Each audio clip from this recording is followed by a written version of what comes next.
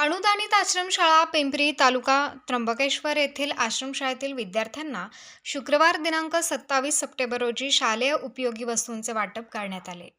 नामांकित Adidas company आणि Samita foundation यांच्या संयुक्त विद्यमाने टाकाऊपासून टिकाऊ या पद्धतीने ग्रीन सोल कंपनीने तयार केलेल्या आणि अतिशय आकर्षक व टिकाऊ असे शालेय दप्तर, विद्यार्थ्यांना बसण्यासाठी चटई आणि प्रत्येक विद्यार्थ्याला चप्पल असे एकूण 400 संचांचे वाटप करण्यात आले.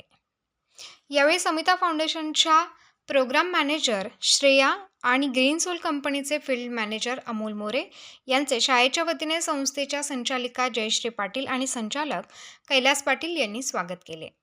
शालेय शिस्त, स्वच्छता आणि विद्यार्थ्यांची हितगुज करून उपस्थित मान्यवरांनी समाधान व्यक्त केले. यावेळी मुख्याध्यापक, सर्व शिक्षक आणि शिक्षकेतर कर्मचारी उपस्थित होते. दराडे यांनी कार्यक्रमाचे सूत्रसंचालन केले तर अहिरे यांनी उपस्थितांचे आभार मानले. उत्तर महाराष्ट्र न्यूज नेटवर्कसाठी रामदास शीद, त्र्यंबकेश्वर.